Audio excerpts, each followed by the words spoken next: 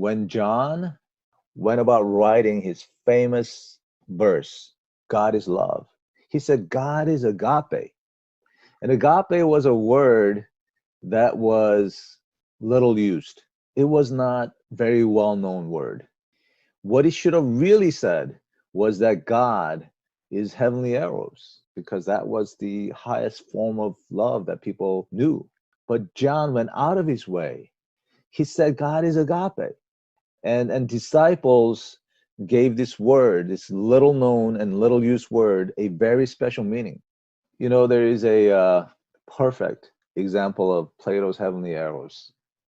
Admetus was a king. So he was powerful and he was rich and he was also handsome. But he was also beautiful on the inside. He was a really, really good person, and he used his power and he used his wealth to help people who are in need. Everyone just absolutely loved him because he was always there to help. And gods got very jealous. The gods got together one day and said, you know what, we got to do something about this. We're starving. All the adoration, all the attention are going to this guy. Let's do something about it. Let's get rid of this guy. And they said, you know what, we got to do it in a way that is not so drastic. So they all agreed to strike him with illness that is irrevocable and irreversible. They all made a covenant. And so one day, Admetus gets really sick. And there was no cure because obviously this illness came from gods. The friends were just so sad. They did whatever they could to find any cure. And one of the gods actually, who had conscience, felt really bad about the situation and reached out to one of the friends of Admetus. And here is a way out. If there would be one person who is willing to lay down his life for Admetus, Admetus can be cured.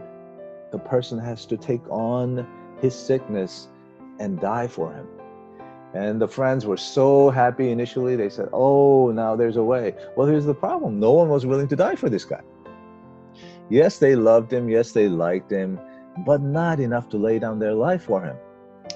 Then comes Alcestis, and she loved him. She loved him as a human being.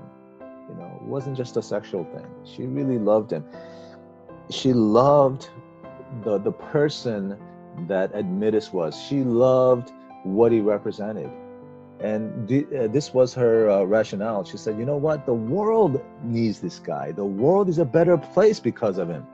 Yes, my friends love me. Yes, my family love me. And yes, they will miss me. But I don't make the same kind of impact to the world. The world is not a better place because of me. So I'm going to lay down my life for Admetus because Admetus is worthy. He is worthy of my life. He's worthy of my love. And the Greeks pointed to Alcestis and said, this is love. This is heavenly eros. This is the highest form of love. What do you think? Is it? Well, Apostle Paul came along and he says, well, do you think that's love? You really think so? Well, let me show you what the real love looks like. Very rarely will anyone die for a righteous person.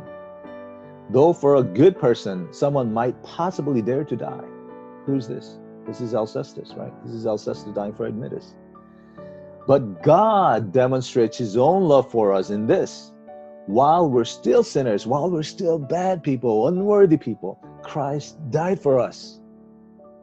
This is agape.